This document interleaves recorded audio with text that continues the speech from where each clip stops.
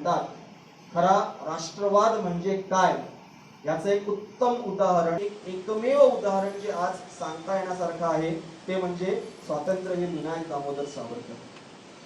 हे विनायक दामोदर सावरकर सगळ्यांना मागे दिसत आहेत.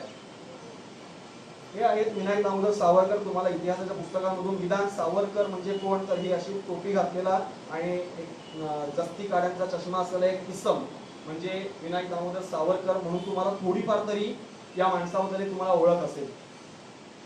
अजून तुम्हाला कुठले वेगळे सावरकर तुम्ही बघितलेत का? नक्की इतिहासाच्या आजच्या पुस्तकामध्ये जे 10वी पर्यंत इतिहासाची पुस्तकं आहेत, सावरकरांबद्दल किती लिहिलंय हो? किती पानाचं लिहिलेलं आहे? तुम्ही आत्ताच 10वी दिलेली आहे. मी 10वी दिली 15 वर्षापूर्वी. साधारणपणे तुम्ही सांगा किती पानांचं लिहिलेलं आहे सावरकरांबद्दल? 1.5 पान? नाही, 1 पान, एक पॅरेग्राफ. त्याच्यात पण म्हणजे एक पूर्ण पॅरेग्राफ सुद्धा नाही. बरोबर बोलतोय मी? सावरकरांनी स्वतःने लिहिलेलं जे साहित्य म्हणजे लिटरेचर, सावरकरांनी स्वतः लिहिलेलं जे लिटरेचर आहे, सावरकरांच्या हातून लिहिलं गेलेलं लिटरेचर जे आहे ते 12,000 पानांचं. सावरकरांवरती लिहिलं गेलेलं लिटरेचर जे आहे ते 13,000 पानांचं. आपल्याकडे उपलब्ध सावरकर लौकिक अर्थाने किती पानांचे? 25,000 पानांचे सावरकर आपल्याकडे उपलब्ध आहेत. 25,000 pages you can read out Savarkar. 25,000 pages. आणि मान किती मिळतो इतिहासाच्या अभ्यासक्रमामध्ये? मान मिळतो अर्ध्या पॅरेग्राफ. सावरकरांची ओळख महाराष्ट्रातलेच सावरकर काही फक्त महाराष्ट्रापुरता नव्हते, पण निदान जन्म त्याचा कुठे झाला? महाराष्ट्रामध्ये झाला. त्यांची कर्मभूमी कुठली? महाराष्ट्रामधली. याच महाराष्ट्रामधल्या अभ्यासक्रमामध्ये सावरकरांचा वेटेज जे ते इतिहासाच्या अभ्यासक्रमामध्ये किती आहे? अर्ध्या पॅरेग्राफचं. सगळ्या मुलांना माहिती आहे ओमिट म्हणजे काय? स्किप केला. आम्हाला हे नाही जमत आहे, इतिहास भरपूर आहे. तर सरांनी सांगितले की हे प्रश्न तुम्हाला एक्झाम मध्ये येऊ शकतात.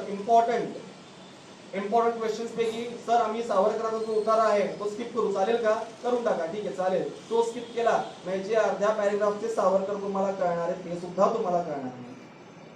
ही आज अभ्यासक्रमामधनं दिली जाणारी सावरकरांची ओळख आहे. आम्हाला सावरकर कसे दिसतात ते आम्हाला माहिती आहे. आज तुमच्यापैकी 2 ओळी तरी सांगू शकतो की सावरकरांचं कार्य किती येते? मी आज माझ्या 12वीच्या विद्यार्थ्यांना विचारतो, 2 ओळी सांगता येतील सावरकरांचं कार्य किती येते? नाही सांगता येणार. 1883 मध्ये 28 मे 1883 28 मे 1883 सावरकरांचा जन्म झाला भगूरमध्ये आणि आत्मार्पण केलं. मी सावरकर गेले, सावरकर वारले, सावरकरांचं निधन झालं हे म्हणत नाहीये मी, कारण की त्यांचं निधन झालं नाही, त्यांचं निधन होऊही शकणार नाही. मृत्यू त्यांना घाबरत होता. आत्मार्पण केलं सावरकरांनी. आत्मार्पण म्हणजे मृत्यू माझ्यापर्यंत येत नाहीये, मी मृत्यूपर्यंत जातो. सुसाईड नाहीये. सुसाईड 2 मिनिटांमध्ये होऊ शकतो, 2 तासामध्ये होऊ शकतो. हे आत्मार्पण आहे. आत्मार्पण करत होते. शेवटी 26व्या दिवशी मृत्यू जो घाबरलेला होता तो सावरकरांपाशी थोडासा सरकला आणि सावरकर बोलले, घे मी तुझ्यापर्यंत आलेलो आहे, मी तुला जिंकलेला आहे, मी मृत्युंजय, आता चल मला घेऊन जा.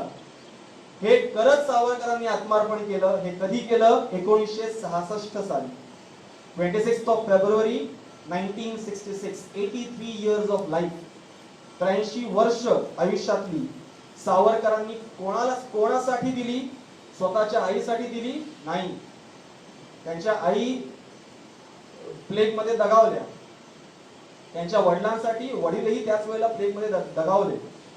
त्यांच्या मोठ्या भावासाठी नाही, त्यांच्या पत्नीसाठी नाहीच नाही, त्यांच्या मुलासाठी. त्यांचा मुलगा 1 वर्षाचा होता, प्रभाकर सावरकर. 1 वर्षाचा मुलगा मेला. त्यांना ही बातमी कळली जेव्हा ते इंग्लंडमध्ये होते. कंटिन्यू होतं पुन्हा. वयाचे 83 वर्ष सदोदित फक्त एकच विचार, तो म्हणजे काय?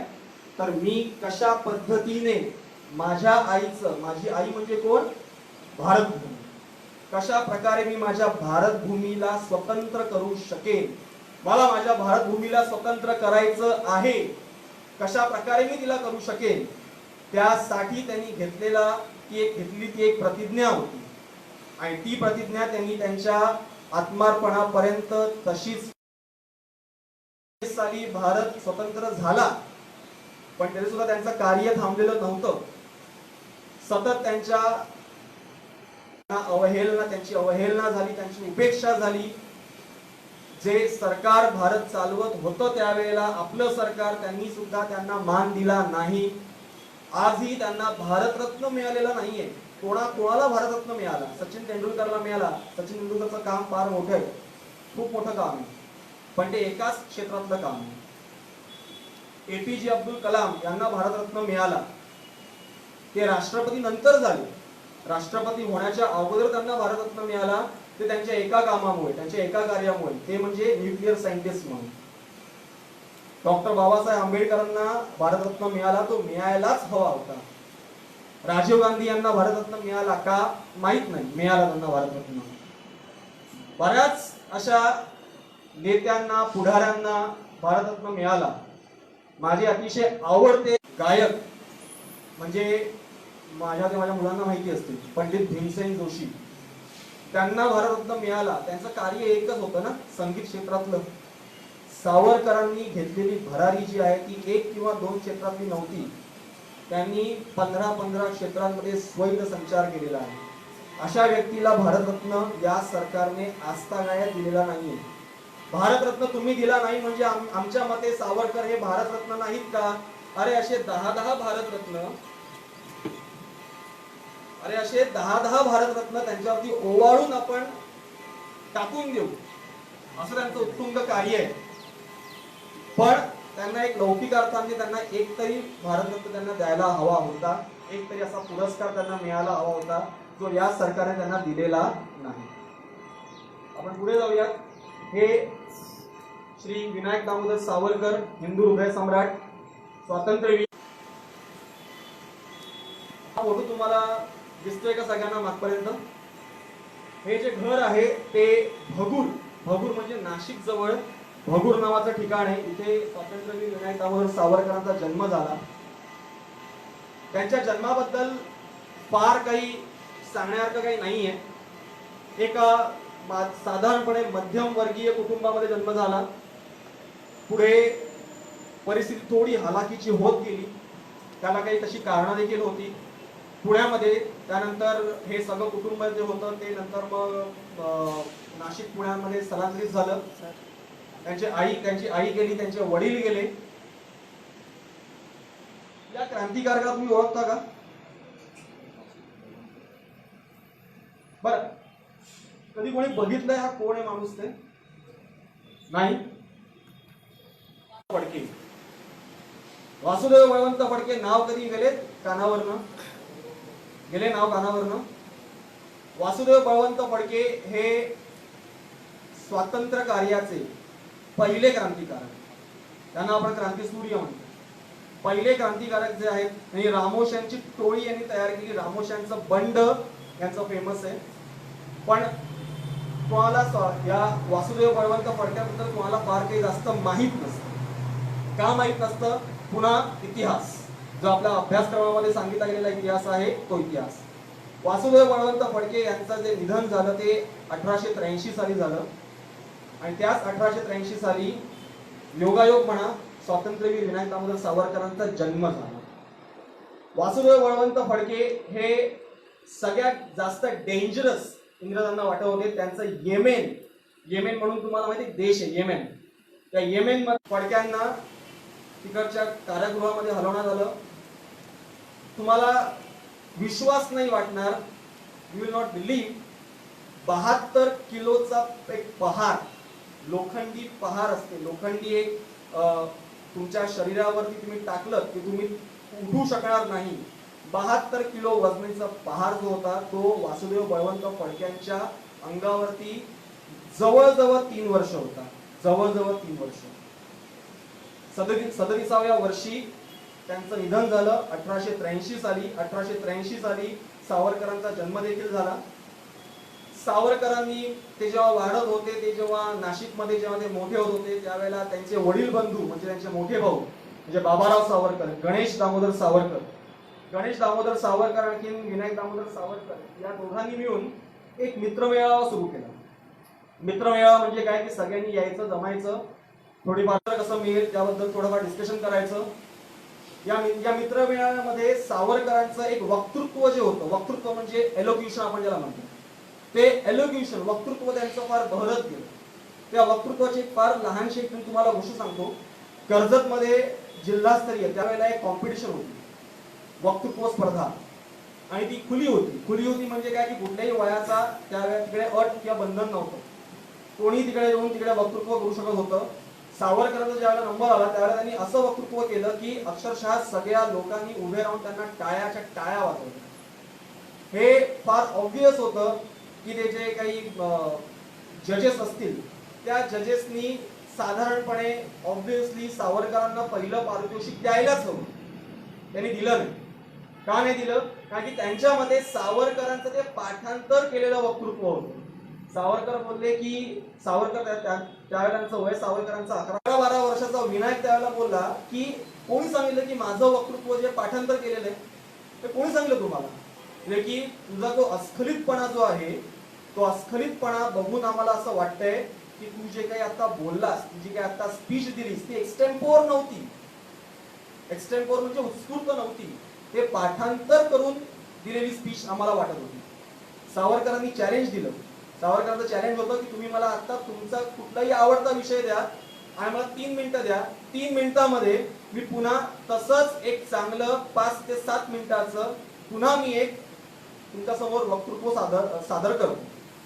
त्यांना एक विषय दिला, 3-4 मिनिटं दिली. पहिलं त्यांनी जे भाषण केलं त्यापेक्षाही चांगलं भाषण त्यांनी त्या विषयावरती उत्स्फूर्तपणे केलं.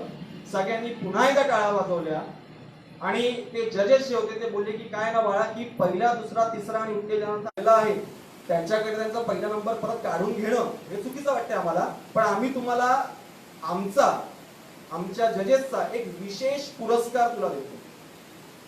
विनायक दामोदर सावरकरांचं ते जे बुद्धिचातुर्य प्रगल्भता जी होती ती लहानपणापासूनच होती. ते म्हणाले की ज्या जजेसना माझं वक्तृत्व कळलं नाही अशांकडनं मला पुरस्कार नको. त्यांनी पुरस्कार स्वीकारला नाही.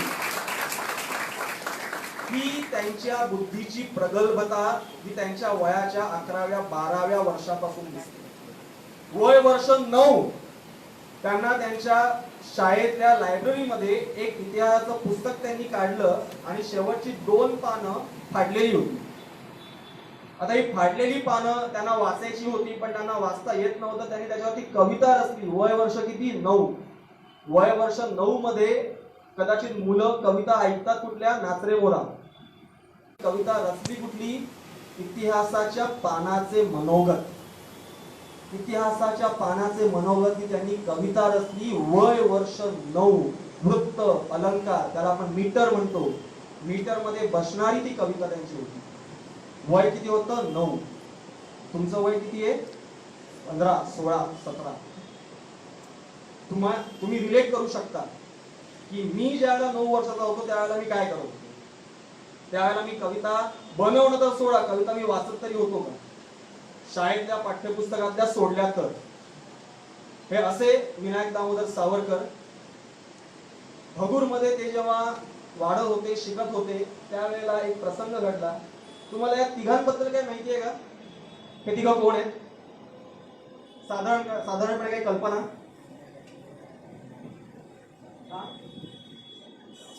चाफेकर म्हणतो. बरं, जी नावं माहिती आहेत का? पण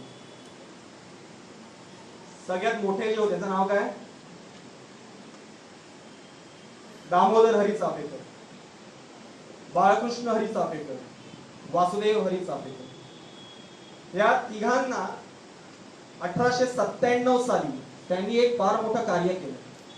ते कार्य असं होतं की पुण्यामध्ये त्यावेळेला प्लेग बळावला होता. प्लेग म्हणजे काय तर उंदरांमार्फत होणारा एक रोग. सकाळी माणूस छान पूजा वगैरे करून आपले दैनंदिन विधी आपल्या उरकायचा, पूजा करायचा, त्याला एक गाठ दिसायची मानेवरती आलेली, पाठीवरती आलेली, रात्री त्याची तिरडी निघायची. इतका तो भयानक रोग होता. पुण्यामध्ये 1897 साली आलेला रोग होता. तर त्यावेळेला इंग्लंडच्या ते जे कोणी अधिकारी असतील त्यांनी एक अधिकारी तिकडे प्लेग कमिशन वरती येऊन बसवला. त्याचं नाव म्हणजे रँड तुम्ही इतिहासाच्या पुस्तकामध्ये नाव ऐकलं. त्या रँडने अनन्वित अत्याचार केले. घराघरामध्ये घुसायचं, स्वयंपाक घरामध्ये जायचं, प्लेगचा कुठला उंदीर दिसतोय का त्याला मारायचं, घरामध्ये देवघरामध्ये घुसायचं, तिकडच्या हिंदू देवदेवतांची विटंबना करायची, देवाऱ्याच्या देवारे उचलून ते बाहेर फेकून द्यायचे. तिथल्या स्त्रियांचा त्यावेळेला जरी बलात्कार झाला नसेल तरी सुद्धा विनयभंग नक्कीच झाला. स्त्रियांना हाताने पकडून त्यांना खेचून बाहेर आणायचं. ह्या अशा चालत होते. त्यावेळेला हे पुण्यातील लोक सगळे बघत होती. त्यावेळेला एक फार मोठा महापुरुष पुण्यामध्येच राहत होता. त्याचं नाव म्हणजे लोकमान्य बाळ गंगाधर टिळक. लोकमान्य बाळ गंगाधर टिळक तोपर्यंत फार सगळ्यांनी उचलून धरलेलं एक व्यक्तिमत्व होतं. त्यांचं कार्य देखील तेवढंच अफाट. म्हणजे आज जसा एक सेशन आपण विनायक दामोदर सावरकरांवरती घेतोय त्याप्रमाणे एखादं लोकमान्य टिळकांवरती सुद्धा सहज 2 तास आपण एक सेशन घेऊ शकतो, एवढं त्यांचं मोठं कार्य. तर त्यांच्या समोर या तिघांनी त्यावेळेला एक पटका सादर केला. पटका म्हणजे काय असतं तर ज्याप्रमाणे एक ठसकेबाज असे एक काव्य प्रकार असतो. त्याच्यामध्ये आपण काय करतो, सॅकॅस्टिकली म्हणजे उपरोधात्मक आपण त्या परिस्थितीवरती टीका करत असतो. त्या पटक्यातलं एक स्वरूप असं होतं की पुण्यातली सगळी लोक जी आहेत ती नपुंसक तर झाली नाहीयेत ना. ज्या प्रकारे रँड हा अत्याचार करतोय आणि आपण सगळे अत्याचार जे सहन करतोय, आपण नपुंसक तर बनलो नाहीयेत ना, असं त्या पटक्याचा तो एक अन्वयार्थ होता. हा पटका सादर करून झाल्यानंतर साहजिकच लोकमान्य बाळ गंगाधर टिळक महाराज त्यांच्या समोर सगळे तिघं गेले. पटका कसा वाटला विचारलं. टिळक नेहमीप्रमाणे त्यांच्या स्टाईलमध्ये आणखीन सुपारी कात्रत बसले होते. ते एकच बोलले की पटका फार सुंदर होता, पण मला त्या पटक्यामध्ये सादर केलेल्या व्यक्तींसारखे तुम्ही देखील तिघं मला वाटताय नपुंसक. तर चाफेकर बंधूंपैकी दामोदर हरी चाफेकर म्हणजे वडील बंधू त्यांनी विचारलं, टिळक महाराज तुम्ही असं का म्हणताय? ते म्हणाले, असं जर का नसेल तर तो रँड अजूनपर्यंत जिवंत कसा? बस इग्निशन स्पार्क या तिघांना मिळाला. कार्याला सुरुवात झाली. कार्याला सुरुवात अशी झाली की डायमंड जुबली एक इयर साजरं होत होतं गणेश खिंडीमध्ये, पॅलेसमध्ये. कुटुंबासोबत तिकडे अवेलेबल होता, तिकडे होता. ठरवलं की आजच्या दिवशी गणेश खिंडीमधून परतत असताना त्या जंगलामधून यायचं आणि रँडचा खून करायचा. गोंद्या आला रे आला ही आवई सगळ्यात धाकटे जे चाफेकर बंधू होते, वासुदेव हरी चाफेकर, त्यांनी गोंद्या आला रे आला हाक दिली. गोंद्या आला रे आला हाक देता क्षणी दामोदर हरी चाफेकर धावत सुटले त्या बग्गीच्या मागे. बग्गीवरती उडी घेतली, झेप घेतली, पॉइंट ब्लँक रँडच्या छातीमध्ये गोळ्या धाडल्या. रँड जागच्या जागी ठार झाला. रात्रीच्या वेळेत हे तिघही चाफेकर बंधू आणि रानडे कुठे पळून गेले, कोणाला पसार झाले, कोणाला कळलंही नाही. त्यानंतर त्यांच्याच पैकी एक म्हणजे द्रविड बंधू, ते देखील पुण्यातच राहत होते, त्यांचेच मित्र होते, ते फुटले. ते फुटल्यानंतर चाफेकर बंधू आणखीन रानडे सामील आहेत यांनीच हा कट केलेला आहे हे कळलं. मग पकडण्याचं सगळं सत्र सुरू झालं. पकडले गेले. पकडल्यानंतर फाशी होणार. त्यावेळेला भगूर येथे सावरकर, तात्याराव सावरकर, त्यांचं वय होतं साधारणपणे 15 वर्ष, 14 वर्ष ते 15 वर्ष. फाशीची शिक्षा जाहीर झाली. वर्ष होतं 1898 साली. त्यावेळेला सावरकर रात्री झोपू शकले नाहीत. रात्रीचे 2:30-3 वाजलेला सुमार देवघरामध्ये गेले. समोर दुर्गेची मूर्ती होती, त्यांच्या समोर लोटांगण घातलं आणि त्यांनी एक प्रतिज्ञा घेतली. ती प्रतिज्ञा म्हणजे अजरामर प्रतिज्ञा. छत्रपती शिवाजी महाराज, प्रभू शिवाजी महाराजांनी घेतलेल्या प्रतिज्ञेनंतर एवढी मोठी दीर्घकाळ चालणारी प्रतिज्ञा जी होती ती या सावरकरांनी घेतली. ती प्रतिज्ञा अशी होती भारत भूमीच्या क्रांतीचा केतू उभारून मारिता मारितो मरेन, ही ती प्रतिज्ञा होती. मारिता मारितो मरेन म्हणजे एकतर मी मारेन किंवा मी स्वतः मरेन. एकतर मी मारिता मारिता पुढे जाईन आणि छत्रपती शिवाजी महाराजांसारखं, प्रभू शिवाजी महाराजांसारखं एक राज्य, एक राष्ट्र मी तयार करेन, नाहीतर संभाजी महाराजांसारखं त्या राष्ट्राला वाचवण्यासाठी मी स्वतःचा त्याग करेन, स्वतःचा आत्मार्पण करेन, स्वतः मरेन, पण या देशासाठी मी झिजेन. ही ती लहानपणी 15व्या वर्षी घेतलेली प्रतिज्ञा होती. आपल्या मुलांना 15व्या वर्षी पुढे करायचं काय हे देखील माहिती नसतं, तुम्हाला माहित असतं. ही 15व्या वर्षी घेतलेली प्रतिज्ञा स्वातंत्र्यवीर विनायक दामोदर सावरकरांनी.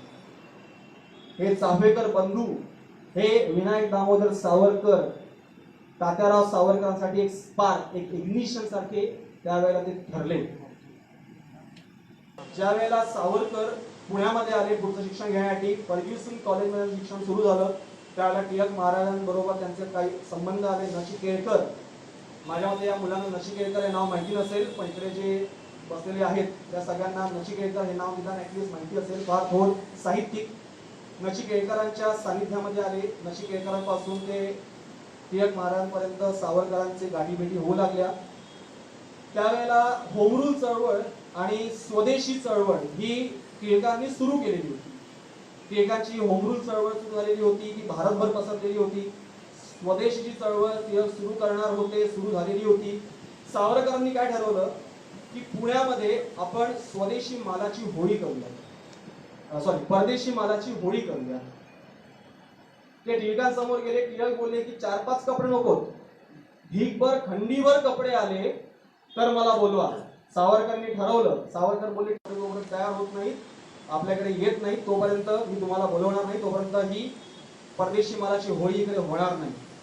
त्यानंतर सावरकरांचं जे वक्तृत्व होतं, संघटन शक्ती होती सावरकरांकडे, त्यांनी सगळ्या पुण्यामध्ये फिरून, घराघरामध्ये फिरून परदेशी कपडे जे त्यांनी ते गोळा केले.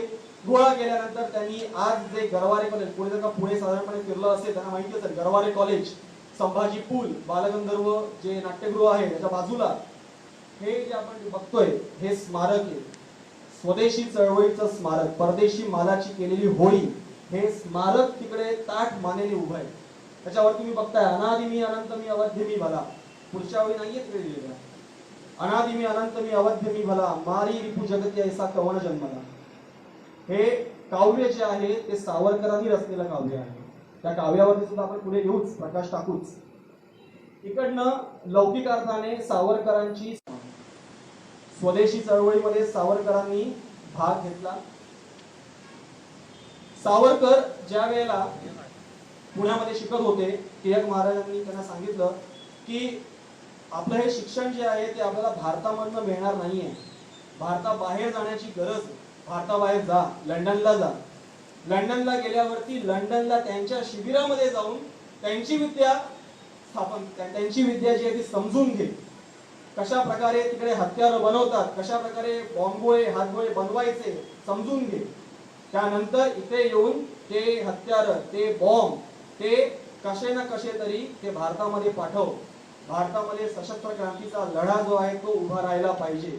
हे टिळकांच्या सांगण्यावरनं स्वातंत्र्यवीर सावरकर डिग्री घेण्यासाठी, बॅरिस्टर होण्यासाठी ग्रेस इन हे कॉलेज होतं, जिकडनं नंतर पुढे बाबासाहेब आंबेडकर सुद्धा शिकले. ग्रेस इन मध्ये टिळकांनी चिठ्ठी लिहिली श्यामजी कृष्ण वर्मा यांच्या नावाने. श्यामजी कृष्ण वर्मा यांचं लंडनमध्ये लंडन इंडिया हाऊस चालायचं.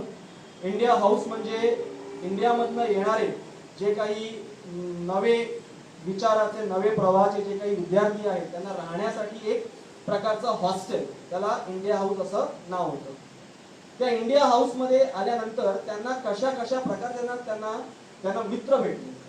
त्यांनी जातानाच त्यांना माहिती आहे की त्यांना कुठलं कार्य त्यांना करायचंय.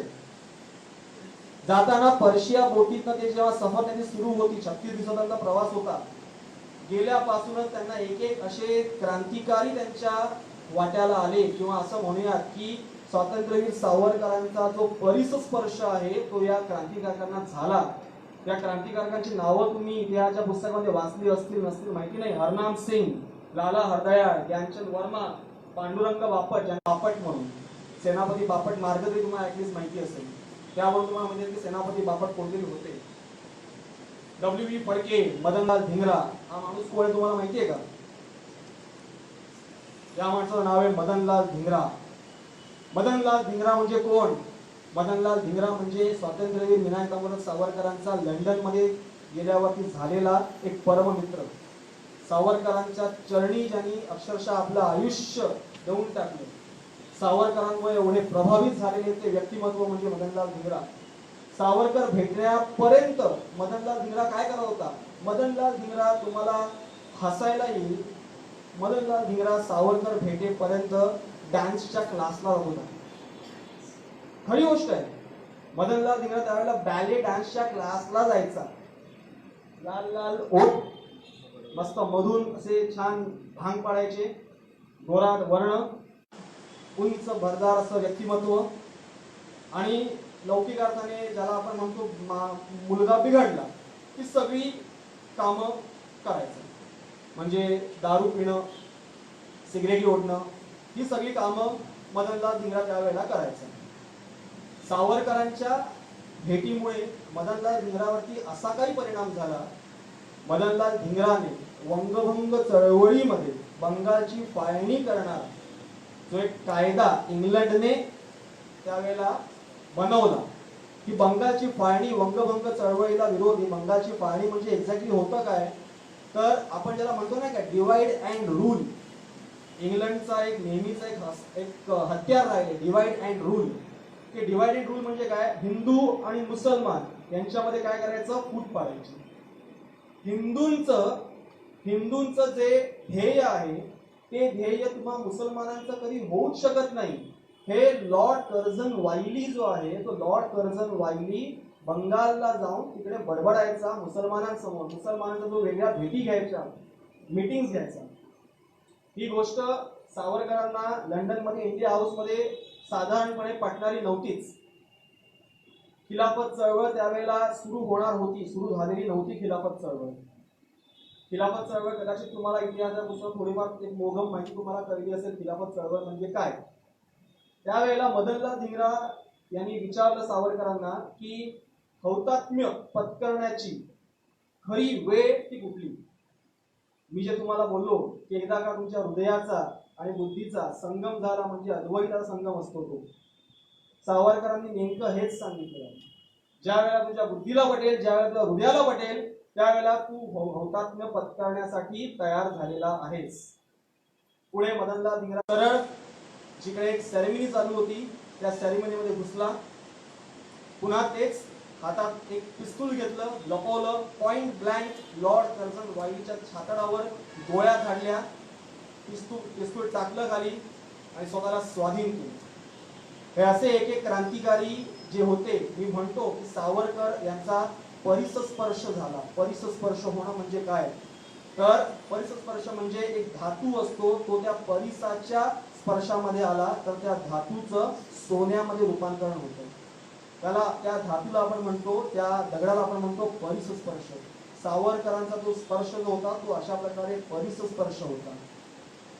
लौकिकार्थाने रूढार्थाने वाया गेलेला मुलगा हा स्वातंत्र्यभूमीच्या चळवळीमध्ये कामी आला, यासारखं मोठं, याला स्वर्गप्राप्तीचं हे त्याला म्हणतो आपण, हुतात्मा झाला.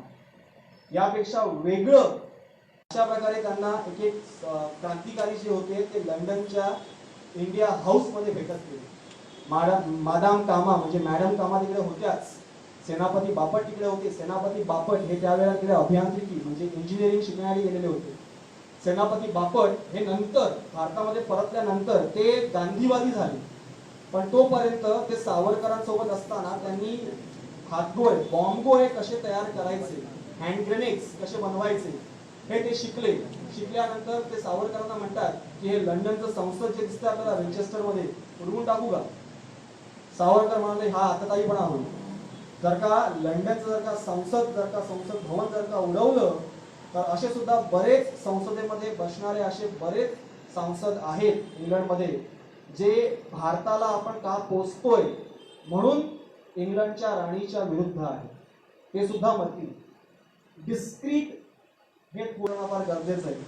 ते बोलले की आता बॉम्बे बनवणं शिकलेला आहेस, पॅरिसमध्ये जा, इंग्लंडमध्ये राहिलास तर इंग्लंडचं सरकार जे आहे, आपण शत्रूच्या सध्या काफिल्यामध्ये आहोत, शत्रूच्या तंबूमध्ये आपण आहोत, इकडे तू आरामात पकडला जाशील, तू पॅरिसला जा, पॅरिसला जाऊन हे कार्य जे आहे ते भारतापर्यंत पोहोचव.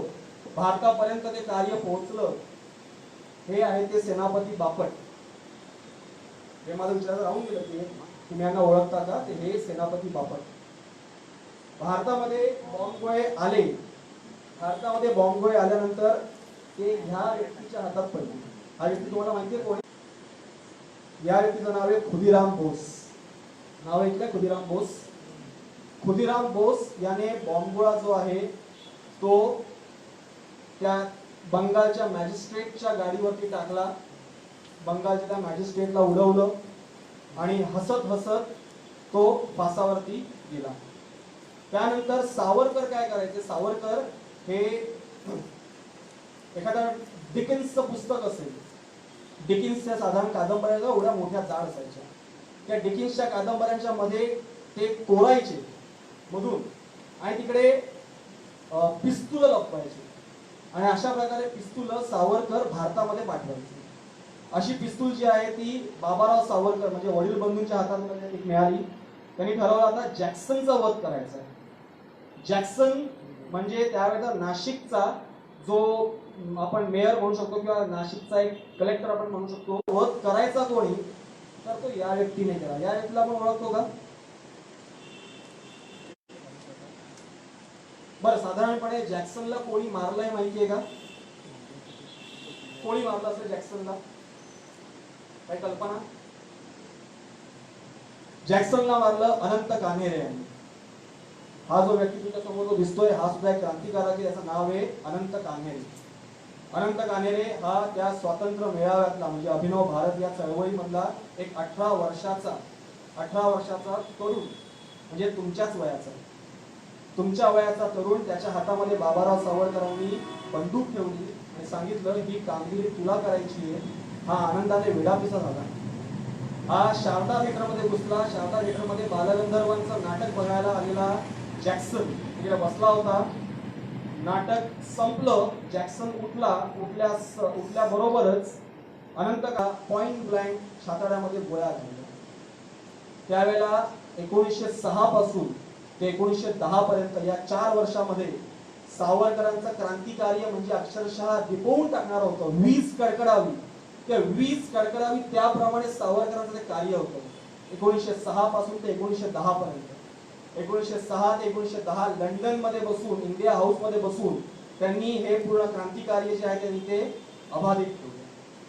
पुढे अनंत कान्हेरेने जॅक्सनला मारलं. जॅक्सनला मारल्यानंतर आता मात्र इंग्लंडचं सरकार ते काही वेडं नव्हतं, ते काय मूर्ख नव्हतं, ते हादरलेलं सरकार होतं, घाबरलेलं सरकार होतं. एक कुठलाही क्रांतिकारी येतोय, तो क्रांतिकारी येऊन सरळ आपल्या कुठल्यातरी लॉर्डला किंवा कुठल्यातरी कलेक्टरला कुठल्यातरी अधिकाऱ्याला मारतोय म्हणजे चाललंय काय? कुठलाही अधिकारी इंग्लंड मधून भारतात यायला तयारच होत नसेल का? कारण की इथले जे क्रांतिकारी आहेत अभिनव भारत चळवळीतले किंवा ते कधी आपल्यावरती पिस्तूल उगारतील आणि कधी आपल्याला मारतील नेम नाही. त्यामुळे आता गंगोत्री कुठली येते? गंगोत्री म्हणजे जिकडनं गंगा उगम पावते ती गंगोत्री कुठली आहे? क्रांतिकार्य जे भारतामध्ये पसरले हे 1910 पर्यंत हा महात्मा गांधीचा काळ नाही. 1920-21 साली महात्मा गांधी भारतामध्ये आले. त्यानंतर पूर्ण भारताचा जो इतिहास आहे तो पूर्णपणे बदलला. पण 1920 पर्यंत महात्मा गांधी येईपर्यंत क्रांतिकार्य हे सर्वोच्च शिखरावरती होतं, सर्वोच्च पातळीमध्ये ते भारतामध्ये पसरलेलं होतं.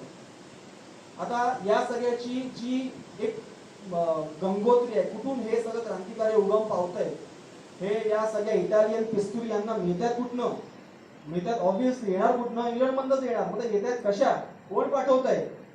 तर टिळकांनी त्यांच्या ऍप्लिकेशनद्वारे शिष्यवृत्ती मिळवून गेलेले. मग इंग्लंडने सावरकरांवरती एक खटला धरला. त्या खटल्यामध्ये त्यांच्याकडे त्यांच्या विरुद्ध कुठलेही पुरावे नव्हते, पण इंग्लंडमध्ये तो खटला धरला.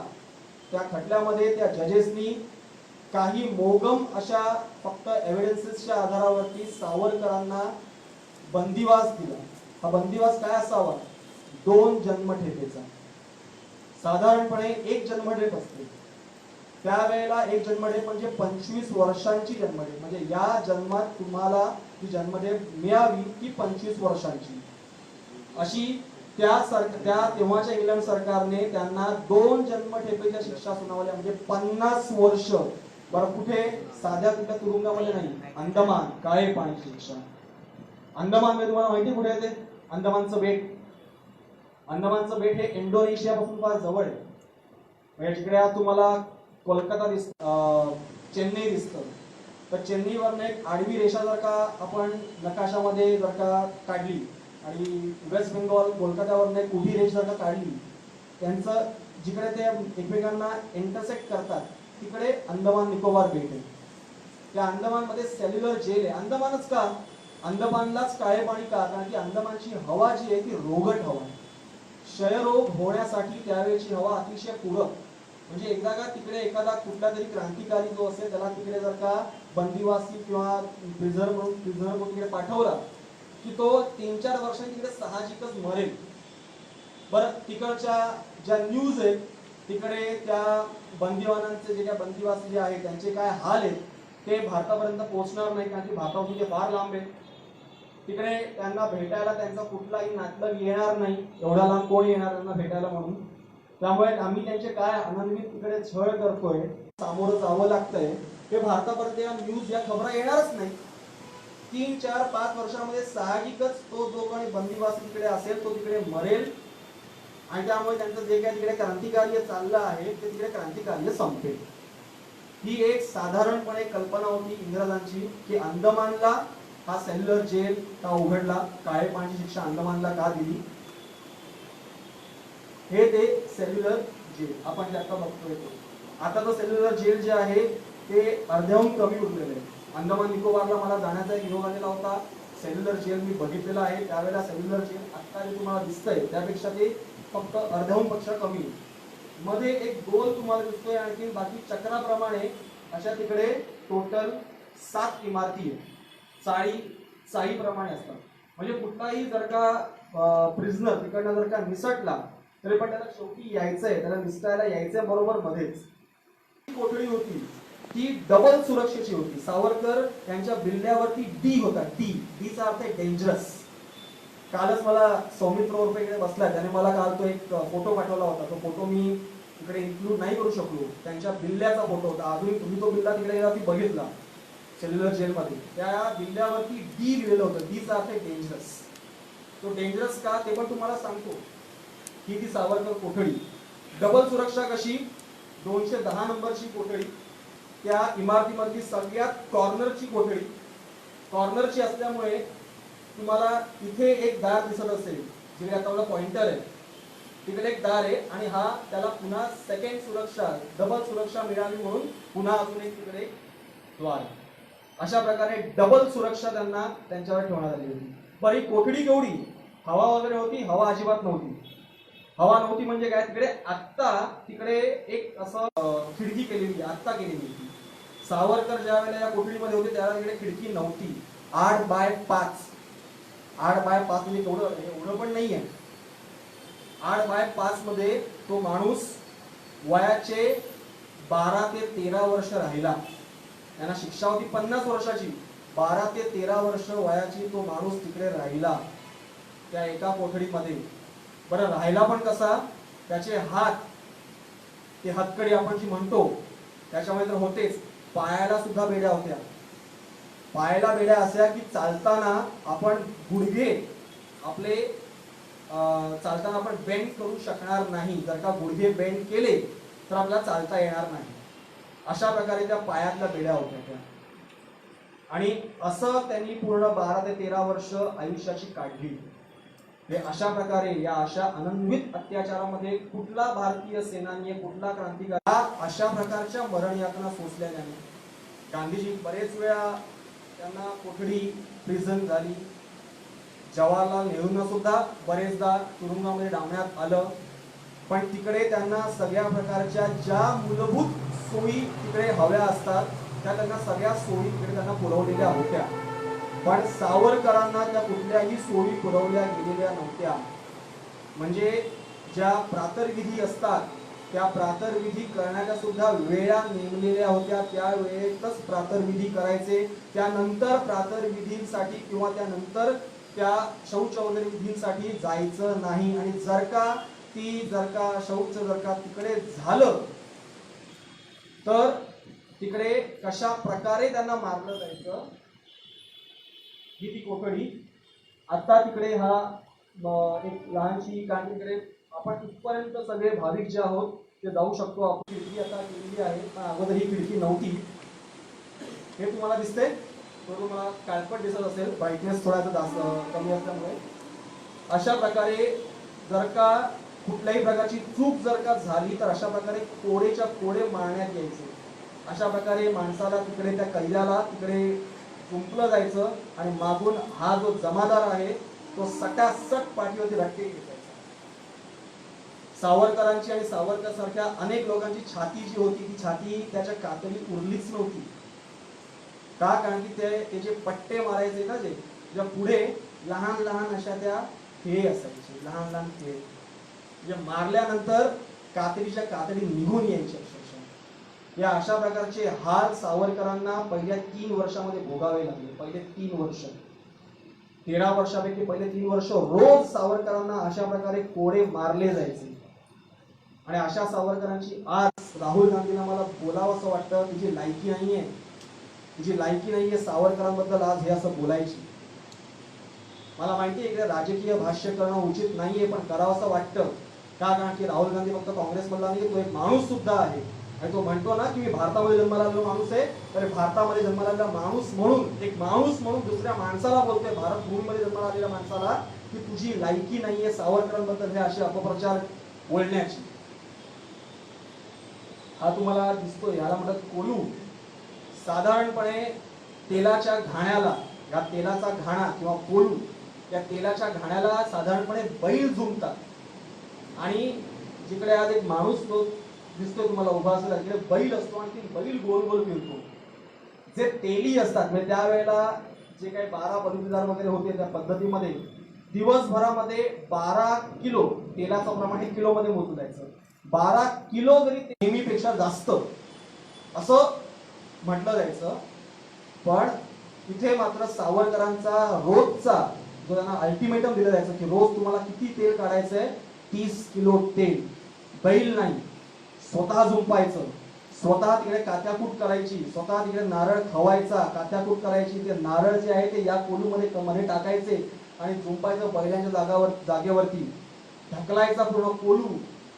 आणि जवळजवळ 100 चक्रा मारल्यानंतर ओंजळभर तेल साधारणपणे निघतं. जर का कोणाला माहिती असेल की कोलू किंवा तेलाचा घाणा कशा प्रकारे चालतो, त्यांना हे साधारणपणे कळेल की 100 चक्रा मारल्यानंतर साधारणपणे एखाद किलो तेल जे आहे ते निघतं. 30 किलो तेल सावरकर काढायचे, 30 किलो तेल. बरं, त्यानंतर त्यांना जेवायला काय मिळायचं, एक वातड अशी एक कुठेतरी भाकरी, एक गरम कुठेतरी पाणी ज्याला ते लोक, आणि कुठेतरी वास लागलेली कुठेतरी भाजी जी आपल्या गळ्याखालनं कधी उतरणारही नाही. असे सावरकरांनी 13 वर्ष काढले, 13 वर्ष. अशा सावरकरांचं हे जर का गुणगान आजची जर का पिढी, तुम्ही लोक जर का गाणार नसतील तर तुमचा या भारत भूमीसाठी एक तरुण म्हणून काहीही उपयोग नाही. ज्याप्रमाणे मी सुद्धा आज एक तरुण आहे, त्यामुळे माझी एक, मी म्हणू शकतो की दिस इज माय रिस्पॉन्सिबिलिटी की मी आजच्या तरुणाला हे सांगावं की बाबांनो, एक स्वातंत्र्यवीर विनायक दामोदर सावरकर नावाचा एक माणूस होता. त्याने या देशाला स्वातंत्र्य दिलं. त्यानेच दिलं असं म्हणत नाहीये मी, भरपूर लोकांनी दिलं स्वातंत्र्य, नुसतं एका गांधीने दिलेलं नाहीये स्वातंत्र्य. पण तो सुद्धा तिकडे अग्रणी होता. तो माणूस सुद्धा तिकडे स्वातंत्र्य कार्यासाठी 83 वर्षाच्या वयात, आणि त्या व्यक्तीचे आपण पायीक आहोत. हा भारत भूम, हे स्वातंत्र्य, आज बरेच चर्चा आपण बघतो. या चर्चांमध्ये सतत दरवेळेला येतं बाहेर की आमच्याकडे फ्रीडम आहे, आमच्याकडे फ्रीडम ऑफ एक्सप्रेशन आहे, आमच्याकडे अभिव्यक्ती स्वातंत्र्य आहे, आम्ही काय वाटेल ते घालू शकतो, आम्ही काय वाटेल ते बोलू शकतो, स्वातंत्र्य आहे. Freedom is not a privilege. आजच्या ज्या पिढीला फ्रीडम जे वाटतं, फ्रीडम म्हणजे काय, त्यांना वाटतं फ्रीडम म्हणजे privilege. Freedom is not privilege, freedom is a responsibility. Freedom जी आहे ती जबाबदारी आहे. आणि आजच्या तरुणाईला काय वाटतं की फ्रीडम म्हणजे प्रिव्हिलेज आहे. ही संकल्पना आपण काढून टाकली पाहिजे की freedom is a privilege, freedom is not a privilege. जर का आपण फ्रीडम म्हणजे फक्त प्रिव्हिलेजच फक्त जर का मनामध्ये धरून ठेवलं तर कुठलाही पाकिस्तान येईल, कुठलाही चायना येईल, कुठलाही उत्तर कोरिया येईल आणि कधी भारताला संपवेल हे तुम्हाला कळणार नाही. त्यामुळे आता जागे व्हा. Freedom is not a privilege, freedom is a responsibility. आणि रिस्पॉन्सिबल व्यक्तीप्रमाणे वागायला सुरुवात करा. स्वातंत्र्यवीर विनायक दामोदर सावरकर, नेताजी सुभाषचंद्र बोस, लोकमान्य टिळक, वासुदेव बळवंत फडके, चाफेकर बंधू, भगतसिंग, राजगुरू, सुखदेव, चंद्रशेखर आझाद यांचं चरित्र जेव्हा केव्हा वाचण्याची तुम्हाला संधी मिळेल तेव्हा तेव्हा वाचा. 10 पानं वाचा, 5 पानं वाचा, 3 पानं वाचा. वाचण्याची एक प्रकारे एक सवय स्वतःला लागून द्या. तेव्हा कुठे तुम्हाला हे सगळे स्वातंत्र्यवीर, हे सगळे क्रांतिकारी तुम्हाला समजत जातील. तेव्हा तुम्हाला कळेल की हे स्वातंत्र्य जे आहे हे स्वातंत्र्य आपल्याला सोपं मिळालेलं नाहीये. लोकांनी अक्षरशः नुसता घाम गाळलेला नाही, आपलं रक्त पिंजून काढलेलं आहे. ही स्वातंत्र्य भू जी आहे, स्वातंत्र्य भूमीवरती या क्रांतिकारकांचं रक्त सांडलं त्यावेळेला हा भारत जो आपला नकाशा आपल्याला दिसतोय ना, हा डिस्टॉर्टेड नकाशा आहे, तरी सुद्धा हा जो इंडिपेंडेंट भारत आपल्याला दिसतो आज, आपण फार आनंदाने इकडे श्वास घेऊ शकतो. हे श्वास घेतो का, कारण याच रक्तामध्ये कदाचित कुठल्या तरी क्रांतिकारकाने इकडे रक्त सांडलेलं असेल. आणि याची नेहमी सदैव जाणीव तुमच्याकडे असावी. हा एक फक्त एक हेतू आहे.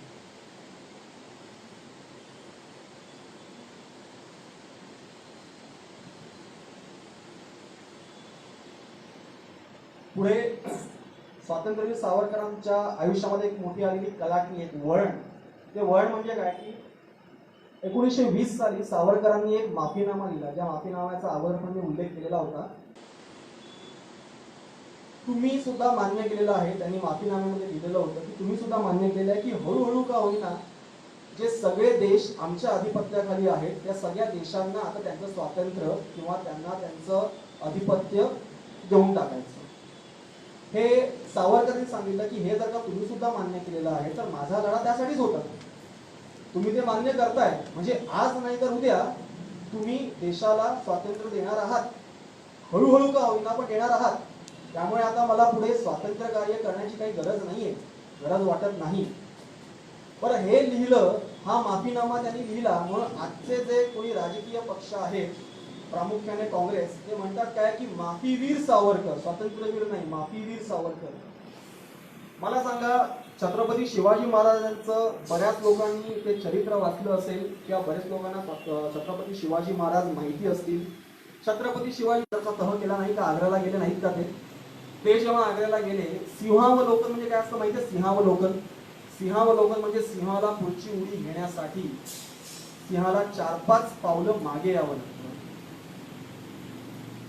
विनायक दामोदर सावरकरांना माहिती होतं, तात्यारावांना माहिती होतं की यापुढे आता आपण ज्या पद्धतीचं 1906 ते 1910 पर्यंत ज्या प्रकारे आपण क्रांतिकारी आपण घडवलं किंवा क्रांतिकारी आपण करण्याचा प्रयत्न केला, आता यापुढे हे क्रांतिकारी असं करून चालणार नाहीये. क्रांतिकारी म्हणजे काय की आपण एकाला मारतो, मग ते इंग्रज सरकार ज्यांनी मारलं त्याला पुन्हा फाशी देतात. असे करत करत आपले जे क्रांतिकारी, आपले जे बांधव, आपले जे बंधू आहेत ते सगळे करून मरतील. मग असं जर का होत राहिलं तर कुठली आई आहे जी आपल्या मुलाला सांगेल की जा तू बाबा क्रांतिकार्यामध्ये उडी घे? शक्य नाहीये, ते कोणी घेणार नाही. मग सावरकरांनी एक टॅक्टिकल म्हणून थोडेफार चेंजेस केले स्वतःच्याच वर्तनामध्ये, स्वतःच्याच ओव्हरऑल वागण्यामध्ये, त्यांच्या विचारांमध्ये थोडे टॅक्टिकल चेंजेस केले. त्यांनी एक माफीनामा लिहिला, ऍप्लिकेशन दिलं की यापुढे मी क्रांतिकार्यामध्ये उडी घेणार नाही, यापुढे मी कुठल्याही प्रकारच्या राजकारणामध्ये मी सहभाग घेणार नाही, त्यामुळे मला इथून सोड. मग शेवटी 1921 साली सावरकरांना अंदमानातून रत्नागिरीच्या तुरुंगामध्ये हलवण्यात आलं. मग रत्नागिरीच्या तुरुंगातून त्यांना 1924 साली सोडलं. 1924 ते 1937 त्या रत्नागिरीमध्ये ते स्थानबद्धतेमध्ये होते. स्थानबद्धता म्हणजे काय की ते एकाच ठिकाणी राहायचं. ते एक प्रिझन नाही, ते तुरुंग नाही, कोठडी नाही, ते साधारणपणे नॉर्मल घर त्याप्रमाणे घर, पण तिकडे इंग्रजांचे चौकी पहा. कोण येतंय, कोण जातंय, तुम्ही काय करताय, तुम्ही रोज काय करता, तुम्ही कुठे प्रकारचा मज्जाव नाही, पण तुम्ही कुठे फिरताय, तुम्ही कोणाशी बोलताय, तुमचं कार्य काय चालू आहे, या सगळ्यावरती इंग्रजांची बारीक नजर राहणार. 1937 पर्यंत सावरकरांना राजकारणामध्ये येण्याचा त्यांना अलाउड केलेलं नव्हतं. राजकारणामध्ये सक्रिय व्हायचं नाही हे लिहून घेतलं 1937 पर्यंत. बरं, या काळामध्ये सावरकरांनी केलं काय, तर सावरकरांनी त्यावेळेला एक मोठा पराक्रम गाजवला, जो बाबासाहेब आंबेडकर ज्या कामासाठी आपण बाबासाहेब आंबेडकरांना ओळखतो किंवा शाहू फुलेंना आपण ज्या कामासाठी ज्या कार्यासाठी ओळखतो, ते कार्य चित्पावन कोकणस्थ ब्राह्मण म्हणून जन्माला आलेले स्वातंत्र्यवीर विनायक दामोदर सावरकर देखील तेच कार्य करतात. का करतात? आंबेडकर तर दलितांमध्ये जन्माला आले, आंबेडकरांनी लहानपणापासून त्या हालअपेष्टा सहन केल्या, त्यातून ते घडावं हे तर साहजिकच होतं, घडलंच पाहिजे होतं. आंबेडकरांसारखा एखादा बुद्धिप्रवण व्यक्ती जर का असेल, प्रगल्भ असा व्यक्ती असेल, तर त्याच्या हातून ते कार्य घडणं तर साहजिक होतं. पण सावरकरांना ही हालअपेष्टा, हे जे दलितांचे जे दुःख आहेत, हे सावरकरांना समजण्याचं काही कारण नव्हतं. तरी सुद्धा सावरकरांनी सांगितलं की हे दलित हे सुद्धा आपल्यातलेच आहेत, हे दलित सुद्धा आपल्यातले हिंदूच आहेत आणि त्यांना देखील समान वागणूक दिलीच पाहिजे. त्यांना सुद्धा प्रत्येक मंदिरामध्ये येण्याचा, देवाची भक्ती करण्याचा तेवढाच त्यांना सुद्धा हक्क आहे. आणि विठ्ठल मंदिरामध्ये सावरकरांनी दलितांबरोबर प्रवेश केला. त्यावेळेला स्वतः त्यांचे जे बंधू होते, त्यांच्या समाजातले म्हणजे चित्पावन ब्राह्मण किंवा इतर ब्राह्मण वर्गातल्या लोकांचा रोष पत्करून सावरकरांनी या विठ्ठल मंदिरामध्ये प्रवेश केला. का? कारण की दलित स्त्रियांना ही चातुर्वर्णीय जी पद्धत आहे, ज्यांनी पूर्ण हिंदू समाजाला पोखरून टाकलेलं होतं, अजूनही थोडाफार प्रमाणामध्ये पोखरून टाकलेलं आहे. ही चातुर्वर्णीय पद्धत जी आहे, ही या आपल्या हिंदू धर्माला सगळ्यात मोठी घातक आहे. ही चातुर्वर्णीय पद्धत जी आहे, त्याचं समूळ उच्चाटन केलंच पाहिजे. त्याचा उच्चाटनाचा पहिला मार्ग कुठला, तर ही अनटचेबिलिटी आपण ज्याला म्हणतो, अस्पृश्यता, याचं निवारण करायचं. हे अनटचेबिलिटी जी आहे ती मानणं पूर्णपणे सोडून द्यायचं. त्यानंतर त्यांनी हे पतितपावन मंदिर रत्नागिरीमध्ये हे तुम्ही कधी पण जाल तेव्हा नक्की या देवळाला भेट द्या, देवळामध्ये जा. तुम्ही या देवळाचं एक वैशिष्ट्य बघा की या देवळामध्ये गाभारा, साधारणपणे देवळामध्ये गाभारा असतो. आपण आज एका देवळामध्येच उभे आहोत, गाभारा आहे, गणपतीचा गाभारा आहे. त्या गाभाऱ्यामध्ये गणपतीपर्यंत जायला आपल्याला शिरकाव आहे का? पर्यंत गाभाऱ्याच्या आतमध्ये आपण जाऊ शकत नाही, त्या गणपतीच्या पायाला आपण हात लावू शकत नाही. कुठल्याही मंदिरामध्ये हेच असतं. पतितपावन मंदिरामध्ये कुठलाही गाभारा नाहीये. पतितपावन मंदिरामध्ये कुठलाही आलेला भक्तगण जो आहे तो थेट प्रभू रामचंद्राच्या पायाला हात लावू शकतो. तिकडे कुठलाही पुरोहित नाहीये, कुठलाही तिकडे भिक्षुक नाहीये, कुठलाही तिकडे पुजारी नसतो. तिकडे त्या गाभाऱ्याच्या आतमध्ये राहून प्रेषिताचं काम तो पुजारी तिकडे करत नाही. हे मंदिर जे आहे, हे या मंदिराचे जे पूजा जी आहे, पहिली पूजा जी म्हणतो, प्रतिष्ठापना, प्राण प्रतिष्ठापना श्रीरामाची, ती कोणामार्फत घातली गेली असेल? कोणाच्या हातून? ब्राह्मणाच्या हातून नाही, क्षत्रियाच्या हातून नाही. भंगी म्हणून जो समाज आहे, त्या भंगी माणसाच्या हातून या पतितपावन मंदिराच्या प्रभू श्रीरामचंद्राची जी प्राणप्रतिष्ठा जी आहे, ती या भंगी माणसाच्या हातून घालण्यात आली. काम. आणि आज आपण सावरकरांना काय म्हणतो, तर जातीय तेढ निर्माण करणारा एक नेता, एक हिंदू विचार डोक्यात ठेवून मूर्ख झालेला नेता. हे सगळे काँग्रेसच्या नेत्यांनी दिलेली बिरुदावली, ही सगळी नावं आहेत. आपल्याला या गोष्टीवरती प्रकाश टाकायचा आहे की जे काही संभ्रम आहेत, जे काही गैरसमज आहेत, आपल्याला आज या सगळ्या गैरसमजांना दूर करायचं आहे.